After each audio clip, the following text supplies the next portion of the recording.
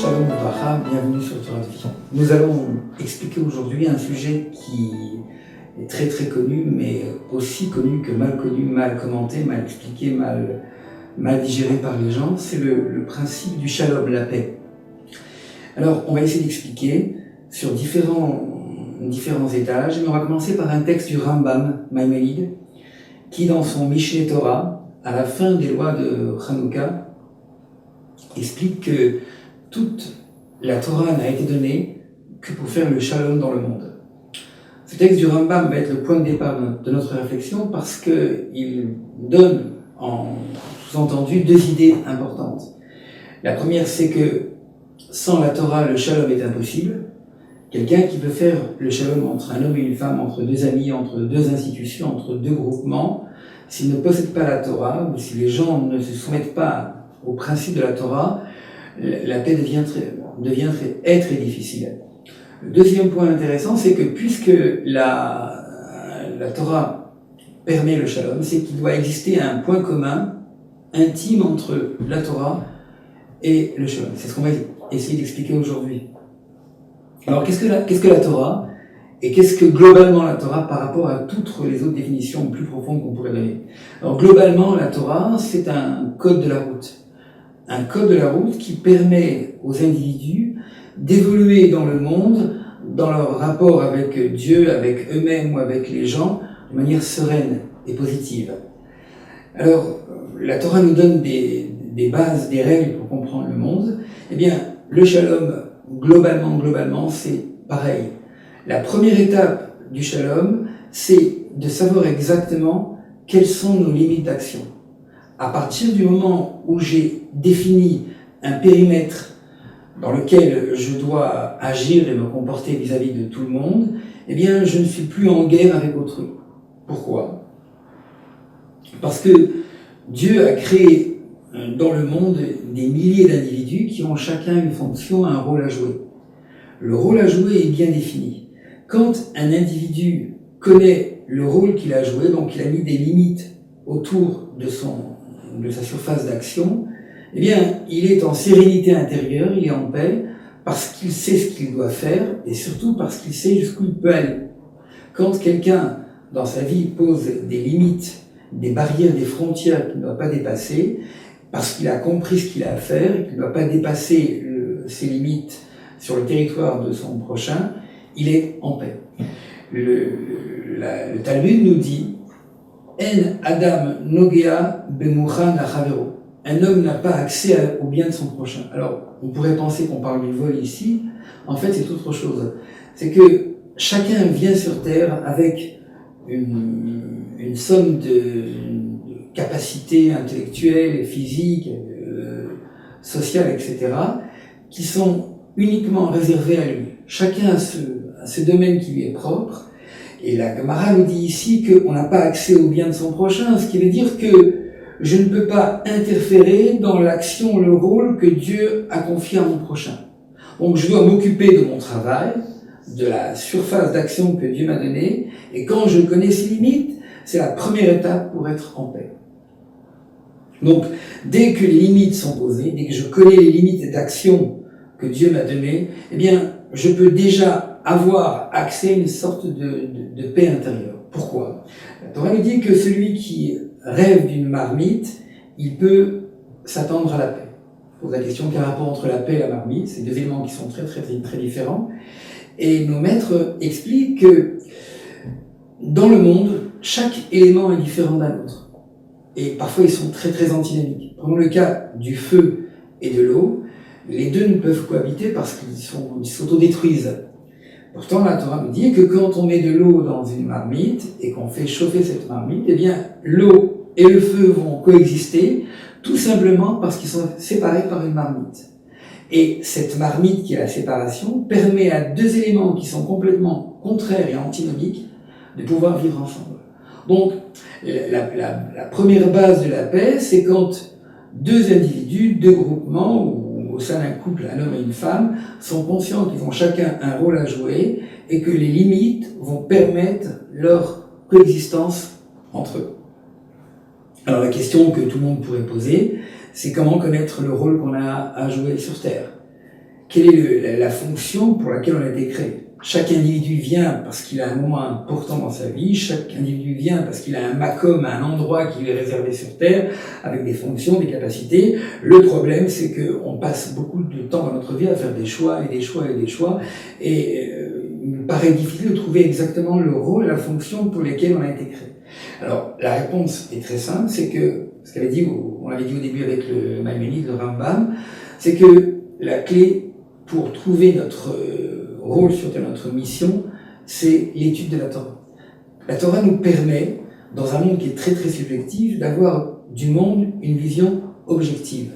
Quand un individu agit dans le monde ou parle, il est le point de convergence de milliers d'influences. Ses parents, son éducation, sa nature, ses lectures, tous les gens qui le fréquentent. Et quand il s'exprime, en fait, c'est vraiment quelqu'un d'autre qui parle, c'est le réseau d'influence qui converge vers sa personne, et ce qu'il donne comme opinion, c'est une opinion qui est toujours subjective. La Torah vient et nous dit, il faut étudier la chorma, la sagesse de Dieu qui est la Torah, parce qu'elle t'offre du monde et des hommes et de tout ce qui est autour de toi une image objective, qui est vraie. Donc, quand quelqu'un va l'étudier, il va comprendre l'essence de chaque événement, de chaque situation, de chaque individu, il va voir la vérité pure et claire telle qu'elle est, eh bien il va connaître, la Torah va lui renvoyer le reflet de sa personne, il va connaître exactement pourquoi il est fait, dans quel domaine il doit agir, dans quelle surface entourée d'un périmètre il doit se comporter. Malheureusement aujourd'hui, on souffre de deux problèmes qui empêchent cette introspection. C'est le fait, premièrement, que la Torah n'est pas étudiée, ou très très peu, ou très légèrement, et pas en profondeur. Et deuxièmement, le grand problème de nos sociétés, c'est que nous vivons dans un monde qui est très très riche, avec énormément de choix, et du fait que ces choix sont multiples, l'individu est confronté à des milliards de perspectives et de possibilités, et quand il n'a pas la Torah et quand il a trop de choix, il ne sait plus quoi faire. De là vient malheureusement une maladie qui est très fréquente aujourd'hui, chez beaucoup de gens, c'est la dépression. Les gens sont en situation de décalage, tout simplement parce que ils voudraient faire beaucoup de choses, avoir des opinions, des comportements, et la vie en général ne leur offre pas ce que eux attendent. Donc ce décalage crée cette dépression, et les gens sont malades parce qu'il n'y a pas assez de profondeur dans leur étude pour affronter un monde qui est trop riche et très varié. Ça, c'est le premier point. Donc, première étape, le fait de définir avant tout quelles sont les limites que je ne peux dépasser.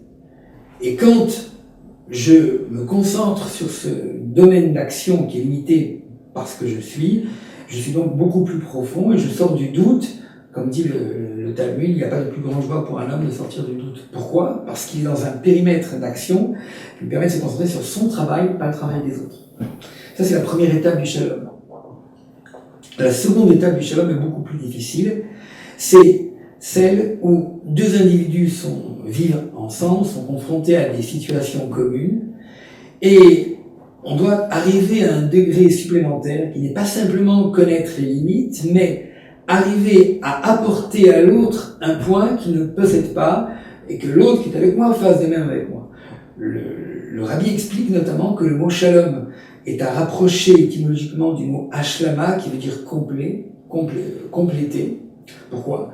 Parce que quand deux individus vivent ensemble et on crée des limites d'action, bien la seconde étape, c'est que chacun cherche à apporter à l'autre ce qui lui manque. Mais attention, le Rabbi précise que il ne s'agit pas d'apporter pour dominer.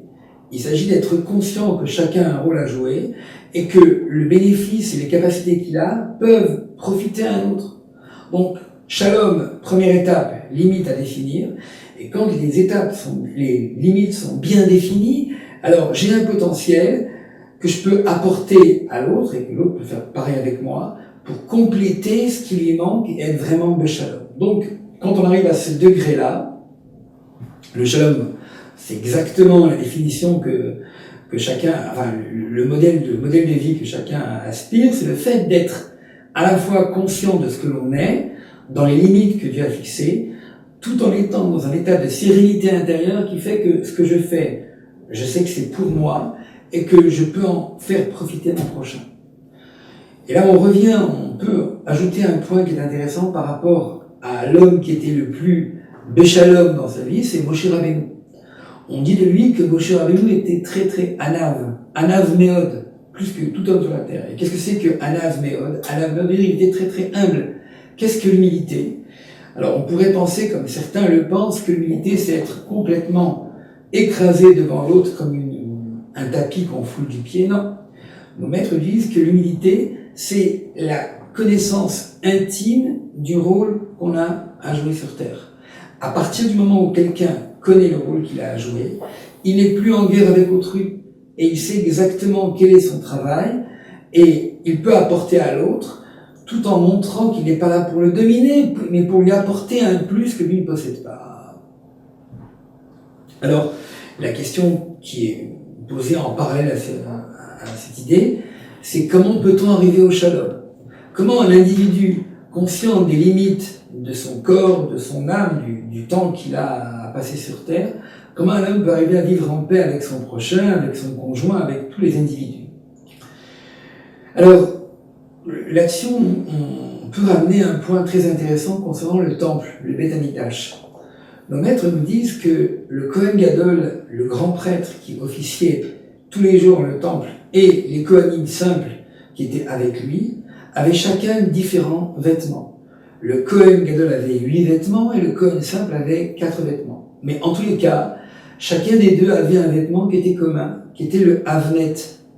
Le Havnet, qu'est-ce que c'est? C'était une ceinture que le Kohen Gadol et le Kohen simple portaient autour de leur taille, qui était fait de lin et de laine. Or, il est intéressant de savoir qu'un vêtement qui est fait de lin et de laine est interdit à porter. C'est le chatnez. Or, question posée par beaucoup de commentateurs, comment se fait-il qu'un interdit en dehors du temple était annulé à l'intérieur du temple? Le Kohen Gadol portait une ceinture faite de lin et de laine, comme le Kohen simple portait une ceinture qui était faite de lin et de laine. Comment le comprendre? Alors, nos maîtres de la Kabbalah et de la Chassidut expliquent que le lin et la laine représentent la bonté et la sévérité. Chesed et Gvura. Et ils nous disent que on peut comprendre à partir de là pourquoi ces deux éléments sont incompatibles sur Terre. Parce que deux éléments incompatibles ne peuvent pas coexister ensemble parce que l'un annule l'autre. Effectivement, chacun affirme qu'il est ce qu'il est dans le monde, puisque le monde est un lieu où Dieu est voilé, donc c'est un makom, un lieu où chacun tente d'affirmer qui il est. Donc la bonté veut affirmer ce qu'elle est, comme la rigueur veut affirmer ce qu'elle est. Donc c'est un conflit permanent. À partir de quand peut-on dire qu'il y aura paix? C'est quand chacun va annuler ce qu'il est au profit de la collectivité ou du couple. Or, dans le Beth Amikdash, dans le temple, il est intéressant de noter que le propriétaire de l'endroit, celui qui était le maître de l'endroit, c'est Dieu. La Shrina était présente, la présence de Dieu était éclatante et visible à tout à chacun. Donc, dans le temple, il n'y avait aucun conflit. Chacun comprenait qu'il fallait se soumettre à Dieu, et quand on arrive à se soumettre par la force de l'humilité à celui avec qui on vit, alors les tensions disparaissent parce que le principe premier, c'est la présence de Dieu qui efface tout et met en retrait chaque personnalité.